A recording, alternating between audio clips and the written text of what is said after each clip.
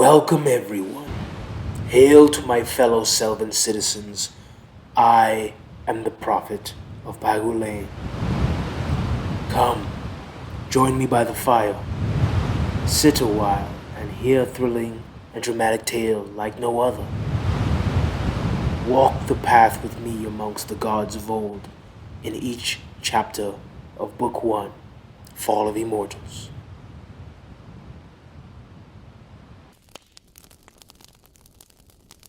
Chapter 19, Usurper. The capital palace of Selva City was soundly asleep, deep into an ominous night. The sounds of slumber could be heard throughout the castle as the Selvan knights passed by the snoring living quarters. To be a Selvan knight meant that you were among the strongest soldiers in the empire. Unlike the infantry or the imperial constables, the order of Selvan knights was finite. There were only 200 knights, no more, no less. To become a Selvan knight, you had to defeat a Selvan knight in single combat. They were proud warriors, sworn to ensure the safety of the royal family, obey the king, and protect the kingdom. Many of King Lovi's original guards were replaced once the order was founded. However, these knights would sooner die in battle than surrender. For them, their knighthood was for life, and only death would strip them of it. 2 knights were posted outside the door of each member of the royal family. The moonlight pierced through a window in the war chamber, exposing 3 shades, silently creeping into the vice-regent's quarters. Zemnis lay on a carpet in the corner of the room, since the embers of his fur tended to ignite the linen of Zalda's bed while they slept. The Zenobi entered with guile and discretion, though a wolf's nose can stalk prey for miles, and silence does not mask a scent. The odor of trespassers awakened the sapphire wolf, growling as he alerted his master of the encroaching intruders. "Sentinels," Zaldan uttered as he opened his burning orange eyes.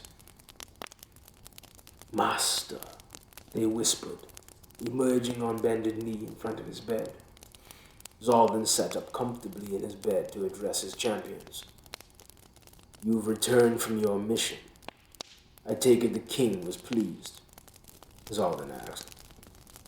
"He was quite pleased, master. In fact, he was so pleased that he charged us with another task to complete tonight."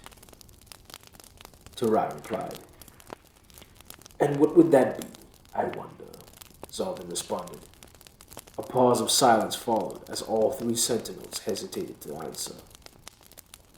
"You were commanded to kill your lordship and our fellow legionnaires," answered Waldron. Their claws clenched the floor. Their training taught them to fear no challenge, obstacle, or opponent. Yet Zaldan's presence unnerved them. His demeanor was calm and menacing contemporarily. "I see. Strike quickly while I sleep. The instincts of a nocturnal hunter. Quite an ambitious move for our proud lion. So, what have you decided?" Zaldan extended the question and the consequences for the wrong answer. The Zenobi lifted their swords over their bowed heads in submission. "We are your tools of death, master. Yours is the only true command," Tarai pledged. Zaldan smirked with ill intent, then stated, "I never doubted your loyalty for a moment. Now I will explain to you what happens next. You will be the instruments of the purge that will cleanse the imperial court of those that would impede me." Like the forerunner of death, Zaldan walked the corridors of the palace, marking doors with small beacons of mana, appearing as light filtering through a small hole above the threshold. Unable to sleep as well during warm weather, Lord Darwin strolled the halls of the palace.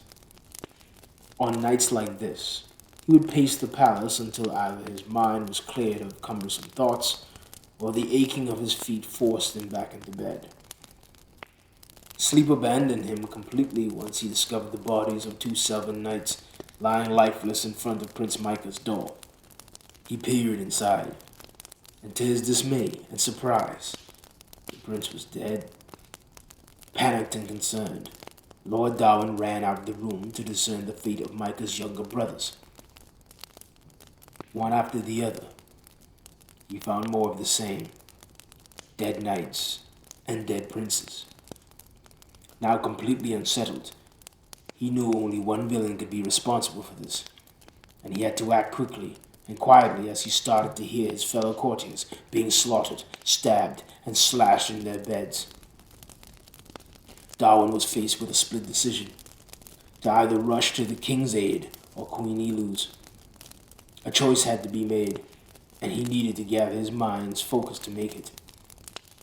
The king's safety is paramount, as he is most certainly the target of this massacre, yet even the princes were not spared, suggesting the queen and her unborn child is also in great peril. The time to decide was now, and the future of Selva rested on his resolve. Panting as he rushed for his nation's sake, he arrived at the queen's private bedchamber and found the door open. Have I arrived too late? Darwin's dread slowed his stride, weighing each step with fear and anxiety. Peering inside, he felt great relief to find that both the queen and signs of a struggle were absent. Darwin inspected the door. Forced entry would suggest that her life may still be in danger. Upon observation, Darwin noticed a small circle of light branding the base of the door, yet where there was no opening to the night sky. Is it possible I cannot spare time to speculate.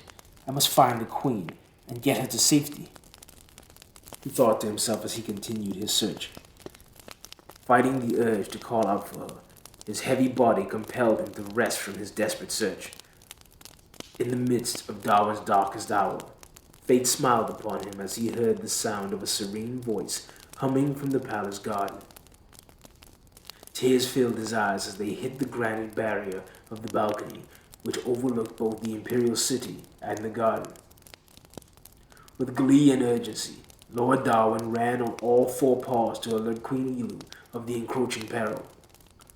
Queen Ilu's harmony was abruptly interrupted when she noticed the large Ursidae gasping for air and sprinting towards her. Lord Darwin, what is the meaning of this? What's wrong? The queen asked. Your Majesty, you don't know how happy I am to see you unharmed, cried the large bear. Ilu felt worry creeping into her serenity.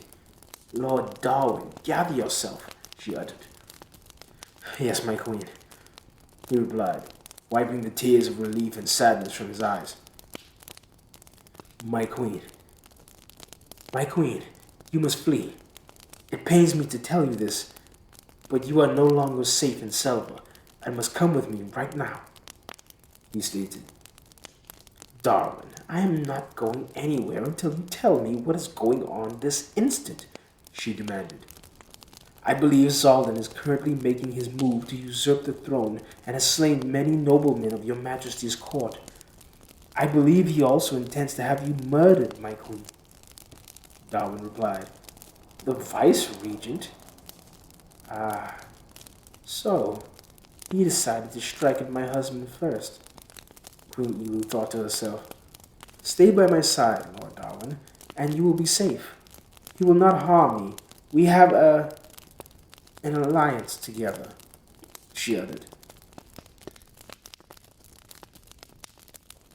Shogun of the Heavens Book 1 is available on Amazon and Amazon Kindle or for order at your local Barnes & Noble's bookstore. The Amazon link to purchase the book is in the description of the video. Behold, as we all dive into the world of myths and fiction. Book 2, The Throne Crusher, is still set to be released on December 9th, 2024. This installment changes the tempo of the story, allowing us to go deeper into popular role characters who will now step to the forefront of this epic tale. On this channel, we will be providing you a series of samples read from the Shogun of the Heavens book series and complemented by visuals from the story as envisioned by the author. Please like and share the video, subscribe to our channel, and comment below. Then, while you're at it, follow us on Facebook and Instagram, where you can compare our competing galleries of artworks brought to life from the story. Thank you.